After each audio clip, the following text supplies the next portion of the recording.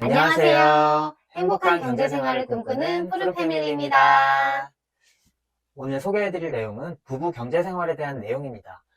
개인으로 존재했던 우리가 부부라는 공동체가 되고 많은 변화를 겪게 되는데요. 결혼 생활을 시작하면 경제 생활은 그중 가장 중요한 부분 중 하나가 됩니다.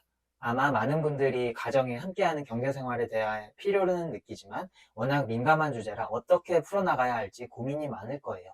그래서 저희가 걸어왔던 방법을 소개해 보려고 해요. 우선 앞으로 소개될 저희 경제 생활을 보다 쉽게 설명드리기 위해서 저희 부부에 대한 소개를 간단히 하려고 해요. 우선 저희는 사회생활한 지 10년 정도 되는 30대 부부입니다. 그리고 결혼한 지 2년 반 정도가 지난 28개월 정도에 접어들고 있고요. 결혼 초반에는 가구나 가전제품 같은 살림살이 마련으로 월간 지출이 불규칙했는데 결혼 3년을 바라보는 지금은 비교적 일정하게 유지되고 있어요.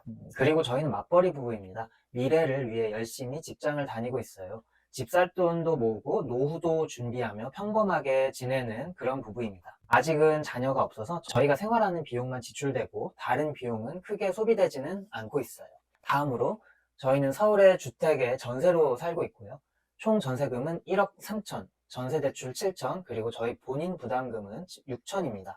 26년 6월에 전세 계약이 종료가 됩니다. 전세 계약이 종료되고 저희 상황에 맞는 아파트를 구입하려고 해요. 다행히 아내의 꼼꼼함으로 보증보험에 가입할 수 있었어요.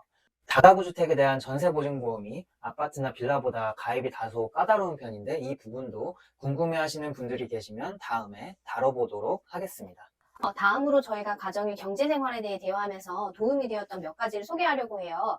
부부는 흔히들 경제 공동체라고 하잖아요. 그 의미를 생각해보면 개인이었던 결혼 전에 비해 결혼을 하고 가정을 이룬 상황에서 경제 생활이라는 건 가정에서 정말 중요하고 민감한 많은 대화가 필요한 부분이라서 그런 것 같아요. 남편 혹은 아내와 어떤 내용을 이야기하면 좋을지 고민되실 때가 많을 텐데 저희 경험이 도움이 되었으면 좋겠어요. 첫 번째로 저희가 결혼해서 가장 먼저 했던 것은 저희 모든 경제 상황을 공유하는 것이었어요. 부부간의 자금을 각자 관리하는 분들도 있고 공동으로 관리하는 분들도 있는데 저희는 결혼하기 전부터 소득을 합쳐서 하나의 경제 공동체가 되어 관리하기로 했어요. 월급 명세서의 연봉부터 저축과 투자와 각자의 소비 그리고 채무까지도 서로 공유하고 가정 공동 가계부를 쓰기 시작했어요.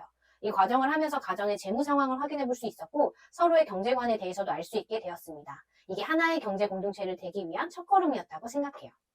보통 투자를 혼자서 하거나 몰래 하는 경우가 많잖아요. 이럴 경우 모든 부담을 한 사람이 지게 되고 상대방 배우자는 모르고 있다가 갑자기 그 결과를 맞닥뜨리게 되는 경우가 많더라고요.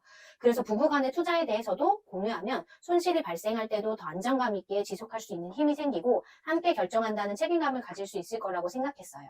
실제로 이 점이 멘탈 케어에 큰 도움이 되었다고 생각해요. 최종 목적은 제가 투자에 대해서 늦게 시작하고 잘 모르는 부분이 있는데 제가 혼자서도 손쉽게 관리할 수 있는 방법을 찾고 있어요. 이 부분은 나중에 다른 영상에서도 다뤄보도록 할게요.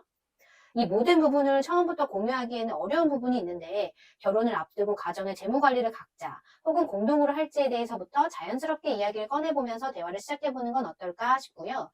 아니면 예비부부 교실이나 신혼부부 교실과 같은 지자체 프로그램이 잘 되어 있기 때문에 이런 프로그램에 참여해보시는 것도 추천드리고 싶어요. 다음으로 수입을 분류해요. 저희 가족은 수입을 세 가지로 나누고 있어요.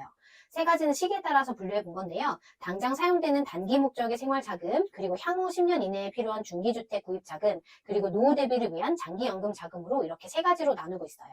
앞에서 말한 가정의 재무 상황을 살펴보았다면 이제는 그걸 바탕으로 정리된 재무 상황을 통해 자금들을 나누어 관리하고 그리고 이를 지속함으로써 정말 중요한 역할인 미래가 보이는 가정을 만들고 있어요.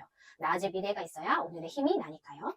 세 번째로는 많은 대화를 하는 것이에요. 저희 부부는 작은 것 하나도 많은 대화로 서로 의견을 모으려고 했어요. 소비나 투자 그리고 채무에 관련된 모든 경제 활동들을 수많은 대화를 통해서 서로를 이해하고 동의할 경우에만 실행을 하고 있어요.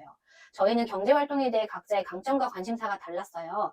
저는 생활 속 절약이나 복지 정책에 관심을 가지고 있는 편이고 남편의 경우에는 가정의 장기적인 재무 계획과 미래에도 자산을 복리로 불려줄 안전한 투자를 진행하는 것에 관심이 많아요. 그래서 저희는 서로의 다른 강점을 살리고 상대방도 좀 잘 이해할 수 있도록 눈높이를 맞추는 대화를 많이 나누어 왔어요. 무엇보다 계획을 말했을 때 서로 생각하지 못했던 점들에 대해 생각을 나눌 수 있는 점들이 가장 좋더라고요. 예를 들면 투자라든가 혹은 주택 구입처럼 부부 중 한 사람이 먼저 관심이 있는 경우가 많은데 막상 판단을 내려야 하는 중요한 시기에 시야가 좁아져서 현명한 결정을 내리기가 힘들 수도 있다라는 생각이 들더라고요.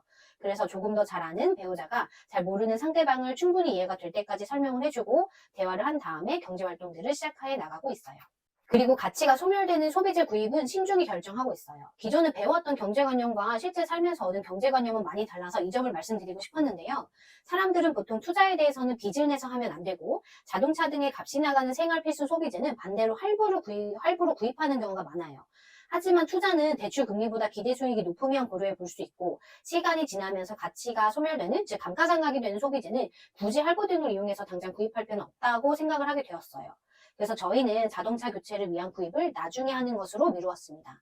그리고 저희는 전세 입주를 했기 때문에 가구나 가전제품도 대체로 중고인데요. 저희 집이 생기면 그때 필요할 경우 새로운 제품들로 채워 넣으려고 해요. 시간이 흐르면 집안 가구들도 낡기 마련이고 이사할 때 파손될 수 있기 때문이에요. 끝으로 이 모든 것은 많은 대화 없이는 할 수 없었다라고 생각해요. 저희는 현재와 미래의 모든 계획에 대해서 많은 대화를 하고 있어요. 현재의 재무 상황에 대해 우리의 위치와 상황에 대해서 이야기하면서 현실을 마주하고 있고 도약할 수 있는 장기적인 목표를 세우는데 많은 시간을 보냈어요. 이렇게 현실을 마주해 나가서 살아나가지만 미래의 희망을 가질 수 있는 재무 상태로 만들려고 노력하고 있습니다. 가정은 경제 공동체로 늘 서로 같은 마음을 가지고 나아가야 된다고 생각해요. 저희 푸른 패밀리의 대화가 필요한 부부 경제 생활 소개는 여기까지예요. 들어주셔서 감사합니다. 다음 영상에는 저희 가족이 어떻게 소비와 저축을 하고 있는지 보여드리기 위해 24년 10월 가계부 결산 내역을 공개할 예정이에요. 부족한 영상 시청해주셔서 감사합니다. 다음엔 더 좋은 영상으로 찾아뵐게요. 다음에 다음에 만나요.